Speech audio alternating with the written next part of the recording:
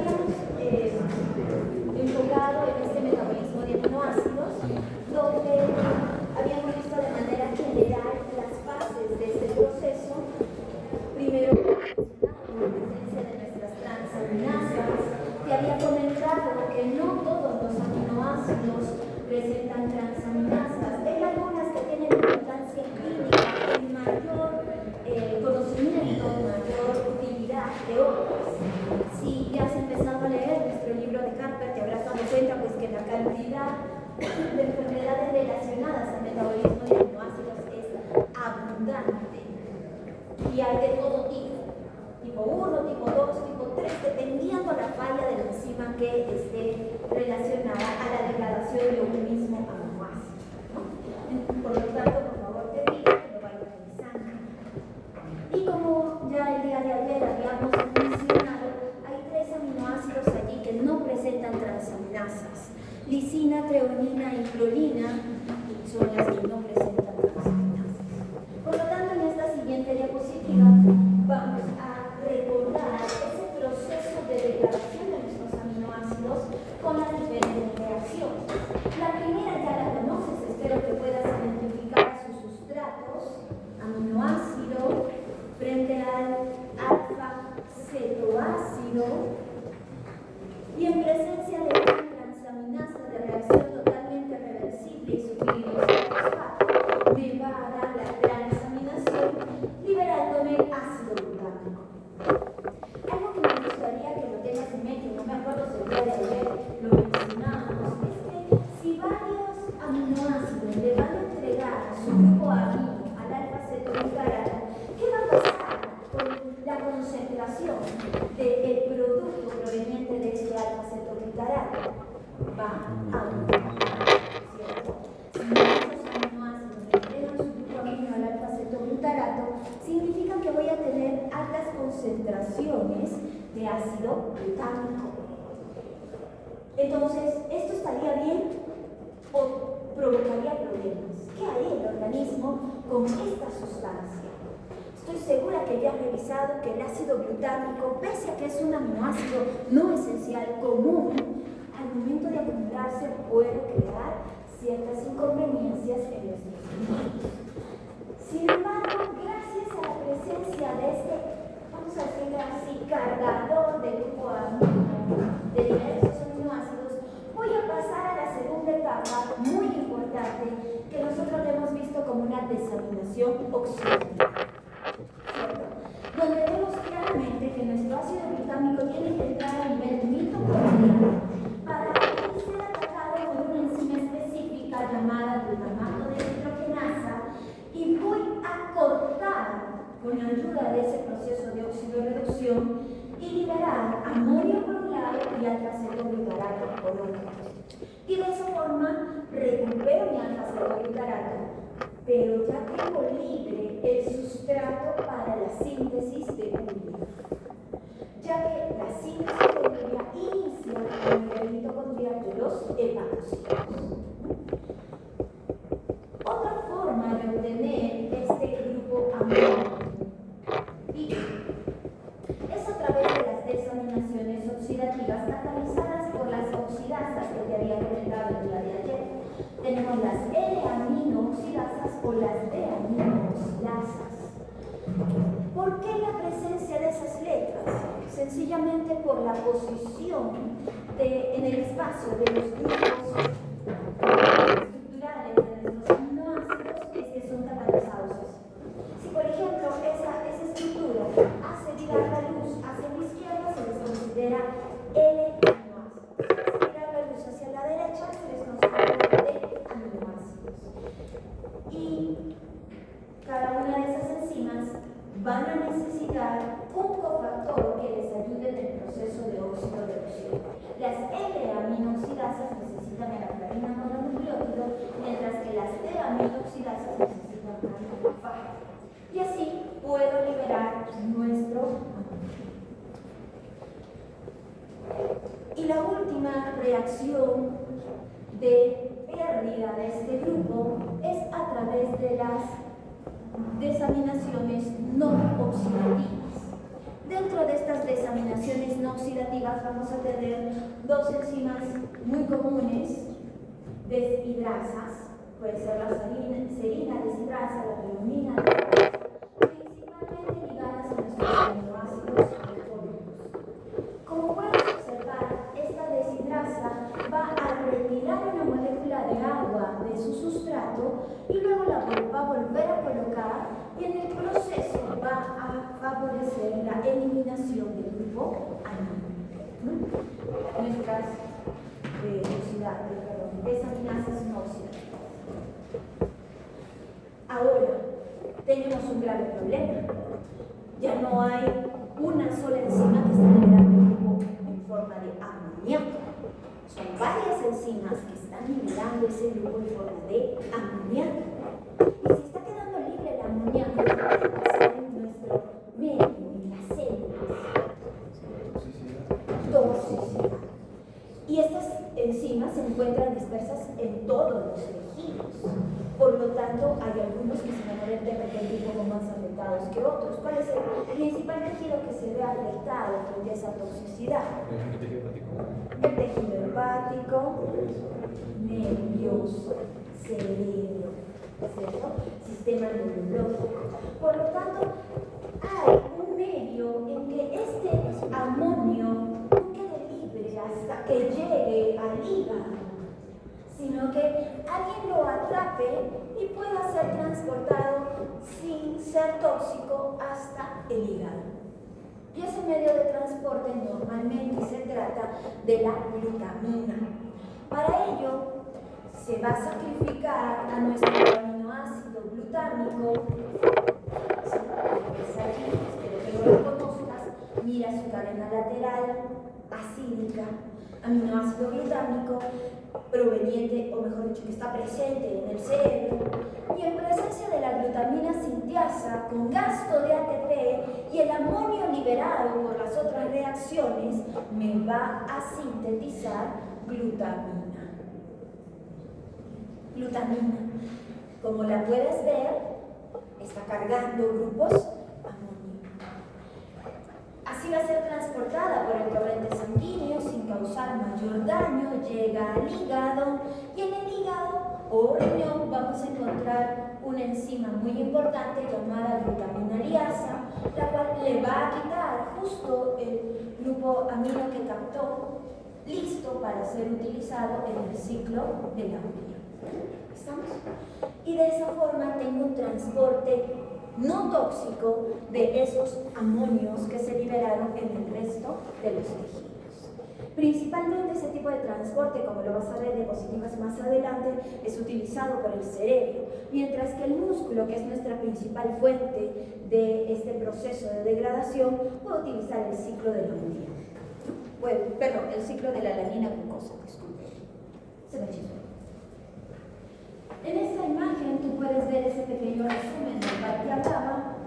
Todos los tejidos hepáticos producen amonio, por lo tanto necesito llevarlo de manera segura hacia el hígado y vamos a utilizar el transporte de la glutamina, principalmente a nivel del cerebro, mientras que en el músculo se utiliza el ciclo glucosa-alanina, que con la participación del riñón, del intestino, nosotros vamos a poder ayudar al hígado en este proceso de transformación.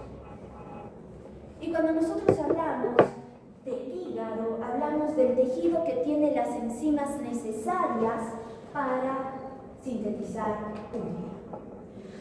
Ojo, se lleva a cabo de forma exclusiva en los hepatocitos.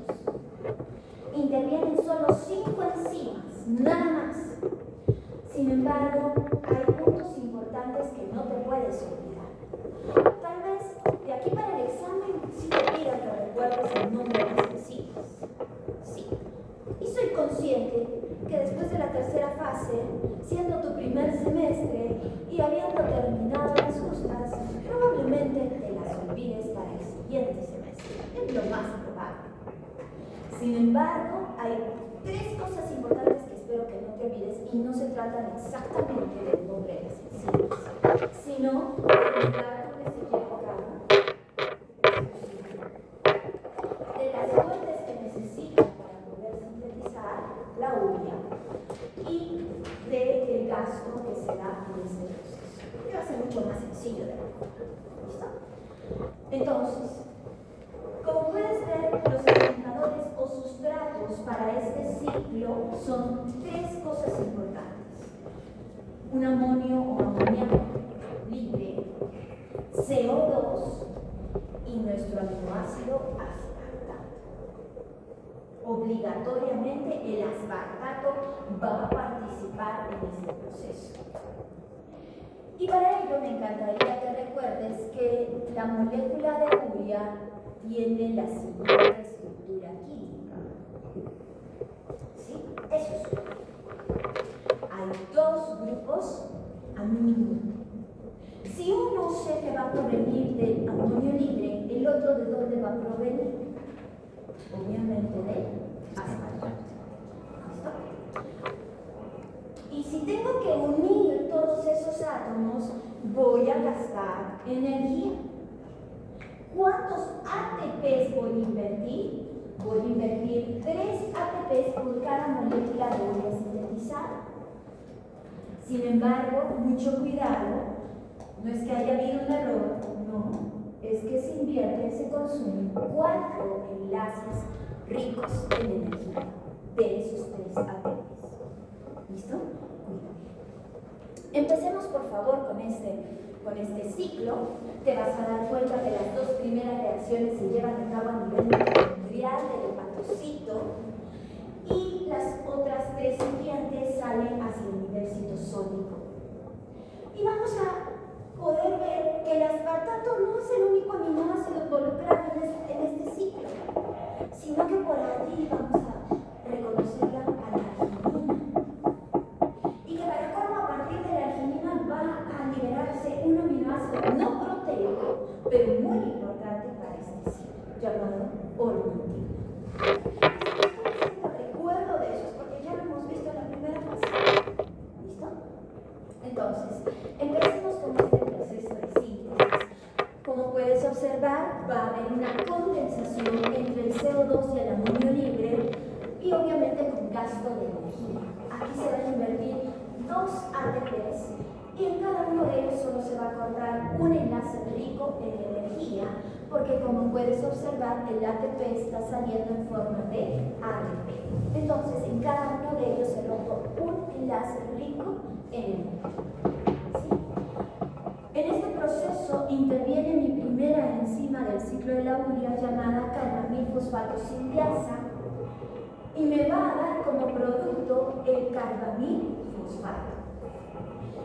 Es un intermediario que se ha activado como el grupo fosfato al final de su estructura y que ya tiene el grupo carbonilo que necesito y uno de los grupos aminoácidos. Este carbamilfosfato tiene que salir hacia el citosol, pero para poder salir va a necesitar que la segunda enzima de este ciclo lo pegue a nuestro aminoácido no proteico llamado ornitina. ¿Cómo se llama esa enzima? Adopta 2 nombres. Una de ellas es la ornitina carbamil transferasa. Es una de ellas. Otros la conocen como la transcarbamilasa, por si acaso. Y como puedes observar, se va a pegar reemplazando a ese grupo fosfato. Y obtengo citrulina. La citrulina tiene su proteína transportadora a nivel de la membrana mitocondrial, obviamente la interna, la más exquisita, y así llega hacia nuestro citosol. En el citosol la citrulina va a ser atacada por una enzima rara, con nombre largo, y para colmo me va a dar un producto horrible. Si has visto su estructura es bien compleja, particularmente yo lo conozco como un pequeño monstruo llamado arginino, porque va a recibir a toda la molécula del aspartato. Si tú te acuerdas, dijimos el aspartato tendría que donar un grupo amino. Pero lastimosamente, cuando se da esa reacción, el aspartato no quiere soltar su grupo amino. Entonces se pega totalmente a la citrulina. Y cuando se pega totalmente a la citrulina, por acción del arginino succínico sitiasa me va a dar ese pequeño monstruo llamado ácido arginino succínico. Aquí hay un dato muy interesante. Como estoy pegando una molécula, entonces necesito invertir energía. Pero como puedes ver, una molécula de ATP se está hidrolizando hasta AMP. Por lo tanto, ¿cuántos enlaces se están rompiendo? ¿Listo? Se van a romper aquí dos enlaces ricos en energía. Este arginino succínico va a ser atacado por una liasa de su mismo nombre, y esa liasa va a retirar los carbonos restantes del aspartato en forma de fumarato, y de esa manera me va a quedar arginina. Esta arginina va a ser atacada por la última enzima del ciclo de la urea, arginasa, una hidrolasa, que con la participación de una molécula de agua me libera el producto deseado, urea y ornitina. La ornitina puede regresar a la mitocondria para continuar con el proceso. ¿Estamos? Ahora, ¿difícil? No está. Es cosa de seguir un poquito la secuencia de qué es lo que se va uniendo o quitando en cada uno de los procesos. Pero lo que sí me gustaría que nos enfoquemos es, ¿se podrá regular esta vía? ¿Cómo regulo esta vía? Con activadores, competidores,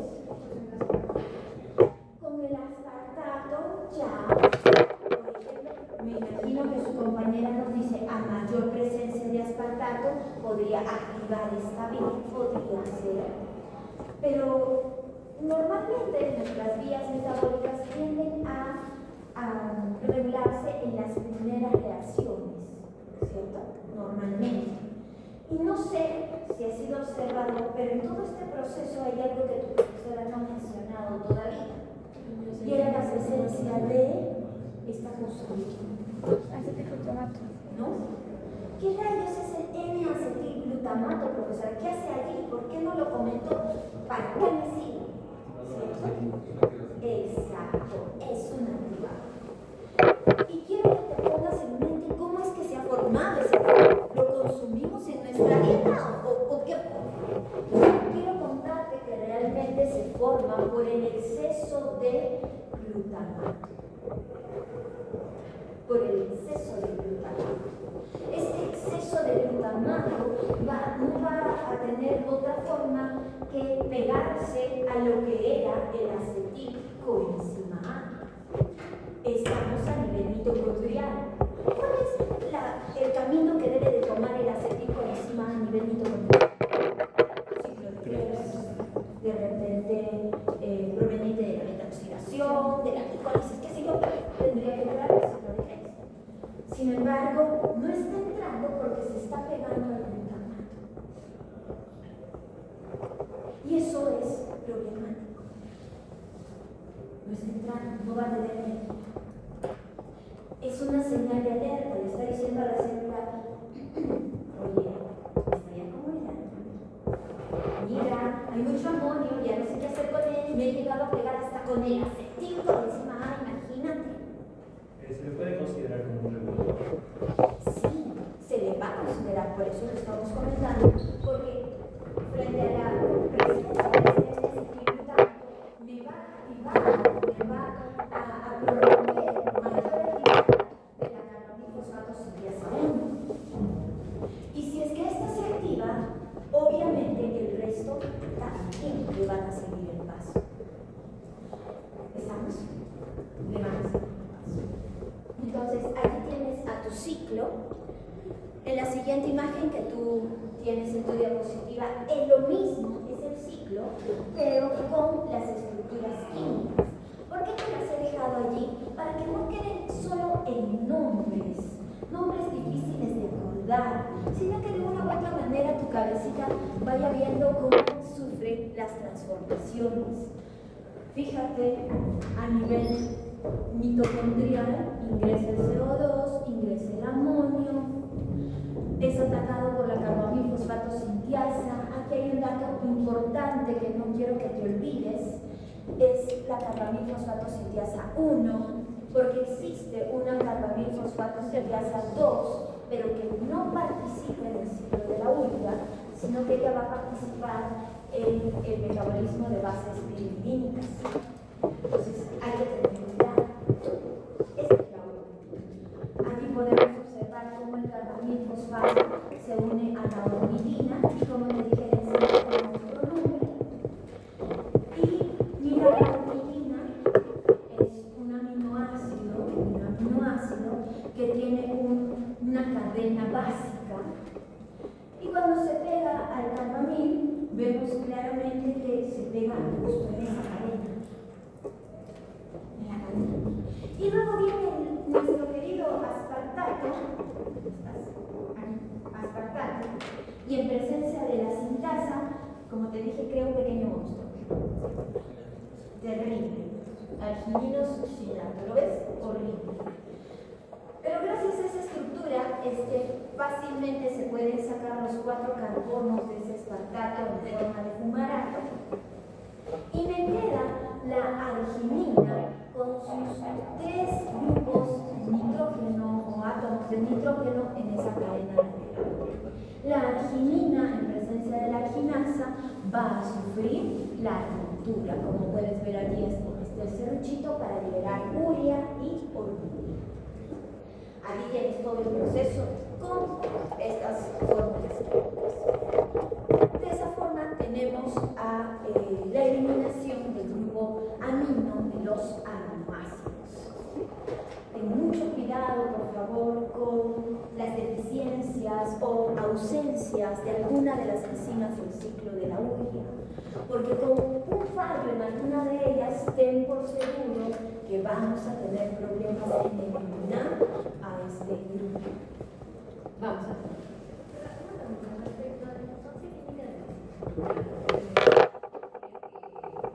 Se encontraban más en las zonas de inflamación, y especialmente de sus anticuerpos se encontraban para la detección de la artritis reumatoidea. ¿Pero cuál es la relación de inflamación con la? Ok. Es que este compuesto o este átomo, este aminoácido, ornitina, va a ayudarme para la síntesis de mensajeros químicos ligados al crecimiento. Los conocemos específicamente como espirulina, y hay 2 compuestos más ahí que ahorita no tengo los nombres en la cabeza, que tienden a favorecer, a enviar señales de crecimiento de los tejidos. Por lo tanto, si ellos parten de la ornitina y por algún motivo hay un defecto en este proceso, la ornitina al final va a ayudarme a la síntesis de citrulina. Es por eso que se utiliza como un marcador biológico en este proceso, por ese defecto. ¿Eso se puede por la lisina o la? La arginasa la podemos regular, sí, la podemos regular, pero en este proceso del ciclo de la urea, lo ideal sería que no sea inhibida. ¿Por qué? Porque lo que tenemos que hacer es eliminar el exceso de grupo amino que se está liberando en forma de Bien, y así pasamos a los destinos de los restos hidrocarbonados de nuestros aminoácidos. Aquí recordarte, por favor, que lo mínimo que te voy a pedir es que recuerdes en qué terminan nuestros 20 aminoácidos. Si te vas a dar cuenta que hay algo de 7 a 8 intermediarios metabólicos en los cuales nuestros aminoácidos pueden terminar. Si has revisado las diapositivas que te he dado, hay una gran variedad de vías que explican cómo le hace cada uno de esos aminoácidos para terminar en alguno de estos intermediarios. No te voy a pedir que te aprendas ese tipo de reacciones, cada una de las enzimas, no. Pero sí quiero que seas observador en el sentido de, ¿están usando oxígeno? ¿Qué vitaminas necesitan para el metabolismo de estos aminoácidos? ¿Cuáles son nuestros intermediarios del metabolismo en que van a terminar los carbonos o los restos hidrocarbonados de mis aminoácidos? Y es aquí donde espero puedas relacionar lo ya aprendido en la gluconeogénesis. Cuando nosotros hablamos de la gluconeogénesis, decíamos que habían aminoácidos que podían convertirse en glucosa y los habíamos llamado gluconeogénicos, aminoácidos gluconeogénicos. Y yo te había dicho que había dos aminoácidos que no podían convertirse en glucosa. Eran mis dos luces, ¿verdad? Leucina y lisina, ¿cierto? Y frente a eso, a ellos los vamos a ver que no se convierten en intermediarios que pueden convertirse en glucosa, sino en cuerpos cetónicos. ¿Listo? Y también vamos a reconocer que hay aminoácidos mixtos, que pueden algunos carbonos terminar en forma de glucosa y otros carbonos terminar en forma de cuerpos cetónicos. ¿Ok? Empecemos entonces en este gran resumen, porque realmente es nuestro resumen, y vamos a empezar por los 5 aminoácidos que terminan en forma de piruvato. Como puedes observar, alanina, cisteína, glicina, methcaserina y treonina pueden convertirse en piruvato. El proceso de conversión de la alanina no creo que sea difícil, lo hemos visto en la transaminación, ¿cierto? El proceso de conversión de la cisteína, vamos a ver que requiere mínimo unas 3 enzimas que van a participar en este proceso, y hay 3 vías diferentes que nuestras células pueden utilizar. En la conversión de la glicina, vamos a ver que entre la glicina y la serina va a haber una interconversión y luego la serina fácilmente se puede convertir en piruvato. Y finalmente, como te había comentado, estos aminoácidos alcohólicos, como la serina y la treonina, van a ser atacados por deshidrasas y la treonina también va a terminar en forma de piruvato. 5 aminoácidos que terminan en forma de piruvato. No me quiero sacar sin antes comentarte lo que es la proteína. ¿Quién más puede terminar en forma de piruvato? Nuestro aminoácido más pesado de todos, el triptófano. De ese triptófano, de ese aminoácido anillado, van a haber reacciones, va a haber procesos donde se va a liberar carbonos en forma de alanina. Y si se liberan esos carbonos en forma de alanina, ¿qué crees que va a sufrir? Va a sufrir una transaminación y se va a convertir en piruvato. Entonces ahí vemos cómo el triptófano va a aportar esos carbonos para la reducción de piruvato. Pero todavía quedarían otros carbonos más para considerar en ese aminoácido. ¿Quién más? Vamos a ver cómo ese piruvato en el metabolismo se favorece la conversión en oxalacetato.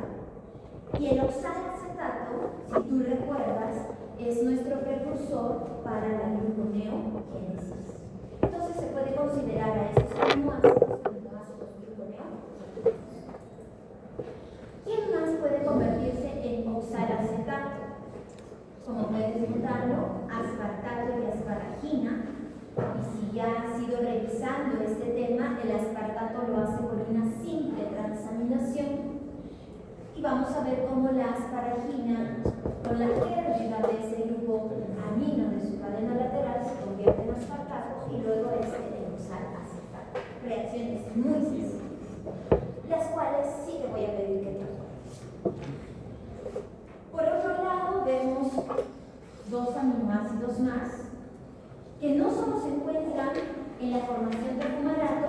Si eres observador, los vas a ver también aquí en la formación de acetoacetil coenzimado. A ellos se les conoce como aminoácidos mixtos, porque van a aportar carbonos tanto para la formación de glucosa como para la formación de cuerpos cetónicos. ¿Quiénes eran? Mis aminoácidos aromáticos, fenilalanina y leucina. Si ya has revisado un poco esta información, te habrás dado cuenta que la fenilalanina se degrada a tirosina en una sola reacción. En una sola. Y junto con ello, nuestra querida tirosina va a sufrir todo hasta obtener estos componentes. ¿Listo? Si continuamos en los intermediarios del ciclo de Krebs, vemos que hay otros aminoácidos que se van a convertir en succinilcoenzima A.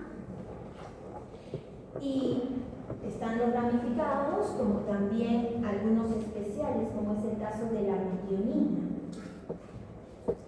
La metionina, la valina y la isoleucina, como la treonina, se convierten en succinilcoenzima A. Este succinilcoenzima A, chicos, al igual que el fumarato, si continúa por el ciclo de Krebs, va a llegar a oxalacetato, y si termina en oxalacetato, hay la probabilidad de que se convierta en glucosa. Por lo tanto, se considera aminoácidos glucónicos. De la misma manera con el alfa-cetoglutarato. El alfa-cetoglutarato va a tener 5 aminoácidos que pueden dar como resultado este ácido bicarboxílico. Y como puedes ver, están nuestros aminoácidos básicos, arginina e histidina. Están los primos hermanos, ácido glutámico y glutamina. Y finalmente, la proteína para convertirse en alfa-cetoglutarato. Aquí hay un dato importante que no sé si lo podrás notar en esta imagen, que dice arginina, histidina, glutamina y proteína van a sufrir procesos de conversión hasta la obtención de glutamato. Y después ese glutamato, por una simple transaminación o la desaminación oxidativa por nuestra deshidrogenasa, se convierte en alfa-cetoglutarato. ¿Estamos? Y finalmente vamos a comentar a nuestra leucina glicina. Como puedes observar, ellos tienen otro colorcito, se tratan de nuestros aminoácidos exclusivamente cetogénicos, ya que su degradación nos va a liberar acetilcoenzima A o acetoacetilcoenzima A. Si recuerdas, acetoacetilcoenzima A es un intermediario para la síntesis de cuerpos cetónicos. Ambos están involucrados en este proceso. Ya habíamos comentado acerca de la fenilalanina tirosina, disculpen que se me pasó volver a mencionar lo mismo en la isoleucina que habíamos visto en el succinilcoenzima A. Ya te lo había comentado de manera muy general en relación al triptófano, ¿no? Entonces, aquí vemos nuestros aminoácidos mixtos, los mixtos. Para ayudarles un poquito en ese proceso, se les deja esta tabla para poder reconocer a los aminoácidos glucogénicos, a los mixtos y a los exclusivamente cetogénicos dentro de la clasificación de esenciales o no esenciales. Y finalmente te voy a mostrar las rutas. Yo sé que esta parte no te la voy a obligar a estudiar, pero quiero que seas observador. ¿Listo? Empezamos entonces. Rutas que conducen a piruvato. La primera, como ya te comenté, la conoces, es la transaminación. La segunda habla de la glicina. Te dice, ojo, esta glicina se va a degradar principalmente en CO2, amonio y metileno-tetrahidrofuranato. Si tú puedes observar, aquí tengo a mi aminoácido más pequeño, glicina, que va a ser atacado por una hidroximetiltransferasa, la cual puede agregarle a esta glicina justo esa parte hidroximetil. Y de lo que era pequeñita, como la ves, ha crecido. Tiene más átomos. Y oh sorpresa, esos átomos están ordenados de tal manera que se ha convertido en serina. Y la serina, en presencia de su deshidrasa, como te había comentado, donde ya libera ese amonio, va a terminar en forma de ácido hídrico. ¿Estamos? Sí. Pasemos a la cisteína. En esta transformación, en su libro de Harper nos habla acerca de la cisteína y de la cistina. Ahí también va a mencionar algunas enfermedades. Solo quiero comentarte que existen hasta 3 rutas para poder degradar a Como puedes ver, la cistina en presencia de una reductasa se convierte en cisteína y la cisteína puede ser atacada por una transaminasa, por lo tanto hay gasto de alfa-cetoglutarato, o puede ser atacada por una dioxigenasa. Eso significa que voy a necesitar oxígeno obligatoriamente y cofactores lúcidos.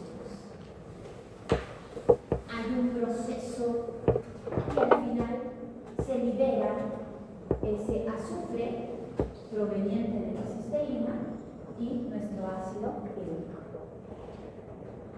En nuestro libro de Harper nosotros tenemos esta vía, de aquí he sacado esta imagen, y como puedes ver, sea la primera, donde primero atacó la transaminasa, o sea la segunda, al final obligatoriamente tengo una transaminasa.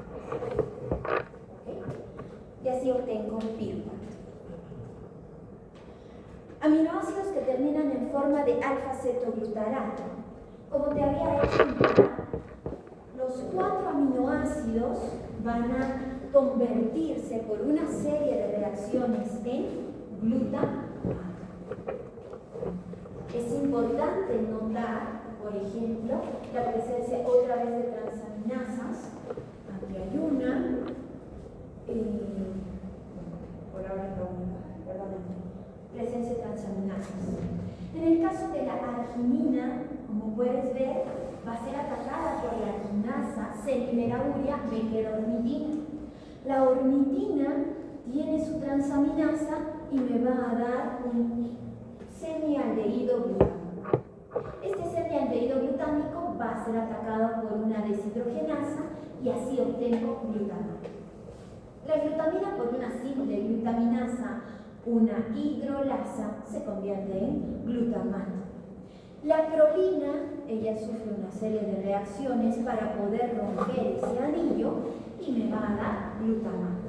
Y al final, con una enzima que ya conoces, la glutamato deshidrogenasa, se convierte en alfa-cetoglutarato, ¿no?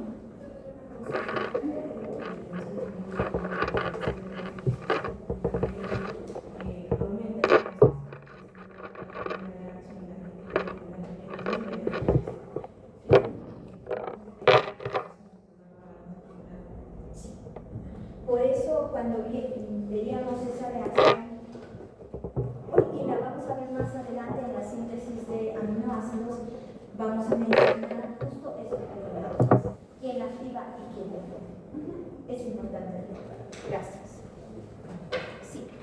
Entonces, lo que es el ciclo de la urea solo pasa en los compuestos que se sintetiza la urea puede pasar en otros tejidos, porque como ocurrió en este caso la arginina, ¿sí? La arginina para que sea atacada por la arginasa, sí se va a dar esta reacción en otros tejidos, porque ya está formada.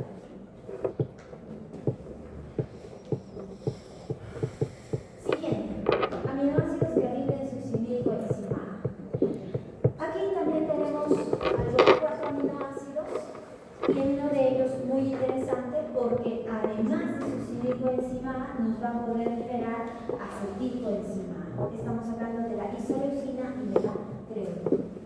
Como puedes ver, hay un intermediario común que tú ya lo conoces llamado propionilcoenzima A. ¿Cómo hemos visto propionilcoenzima A?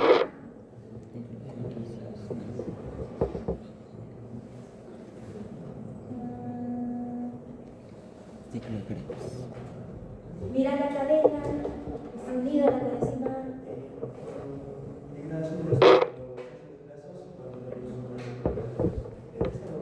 Exacto, ácidos grasos de número impar de carbonos. Correcto, aquí habíamos visto ese proceso. ¿Y por qué es importante reconocerlo? Porque ese propionilcoenzima A que va a provenir de estos aminoácidos va a sufrir las mismas reacciones que ya hemos visto en esa degradación. Porque como puedes ver, el propionil se va a convertir en metilmalonilcoenzima A.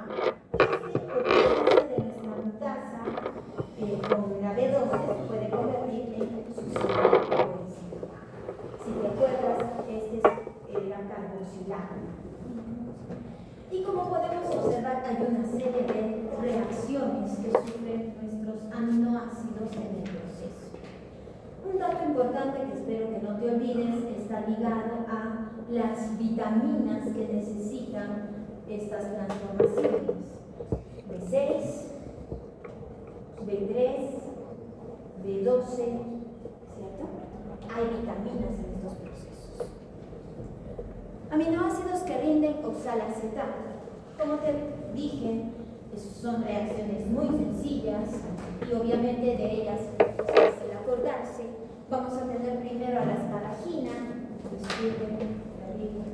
La asparagina, en presencia de la asparaginasa, una hidrolasa me va a liberar este nitrógeno de su cadena lateral en forma de amonio y así obtengo aspartato. El aspartato, en presencia de nuestra TGO y el alfa-cetoglutarato, se convierte en oxalacetato. Y de esa forma obtengo a mi oxalacetato. Aquí viene un poquito lo complejo. El triptófano. El triptófano es nuestro aminoácido más grande, va a sufrir una serie de reacciones donde mis enzimas van a necesitar en buena cantidad la presencia de oxígeno. Y normalmente cuando hay presencia de oxígeno también va a necesitar el gasto de cofactores reducidos. ¿Listo? Cofactores reducidos. Y como podemos ver, voy a ir cortando a este anillo poco a poco.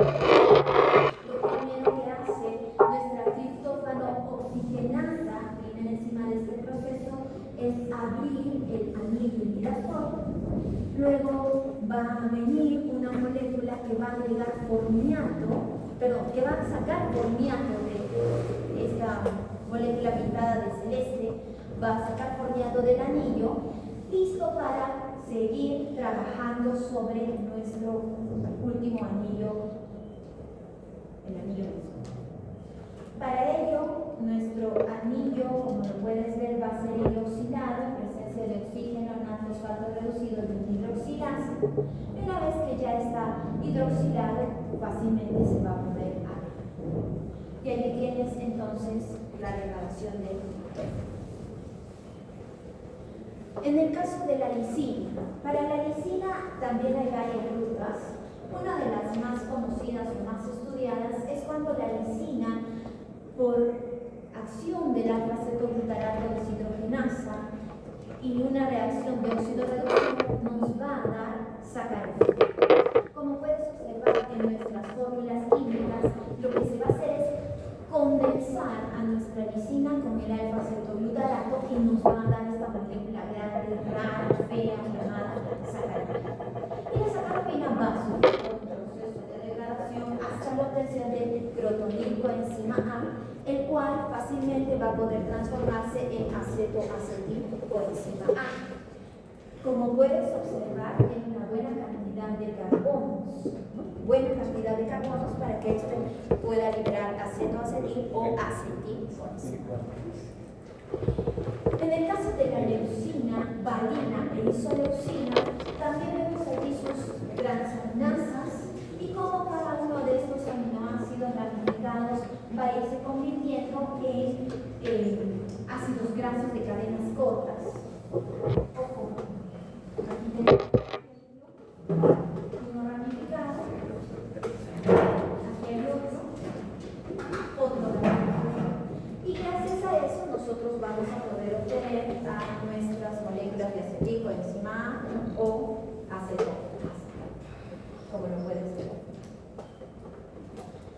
Y ya para terminar, la degradación de la fenilalanina. Como te había comentado, la fenilalanina es nuestro aminoácido aromático esencial, por una simple reacción se convierte en tirosina. ¿Cuál es esa enzima que se encarga de esta hidroxilación? Se le conoce como la fenilalanina monooxigenasa o también fenilalanina hidroxilasa. Y si tú recuerdas, han habido otras hidroxilasas en los procesos de degradación de otros aminoácidos. Estas hidroxilasas van a necesitar como mínimo 3 cosas que ya te voy a mostrar en la diapositiva siguiente. En esta quiero recordarte qué va a suceder con la tirosina. Como hemos visto, la tirosina puede terminar en forma de acetoacetil aquí coenzima A, algunos carbonos y otros carbonos en forma de fumarato. Pero en el proceso se van a liberar ciertos componentes importantes. Por ejemplo, si la tirosina es atacada por la tirosina transaminasa, me va a liberar hidroxifenilpirúvico, que luego va a llegar a la formación de nuestros productos intermediarios del metabolismo. Pero si la tirosina es atacada por la tirosinasa, el proceso cambia.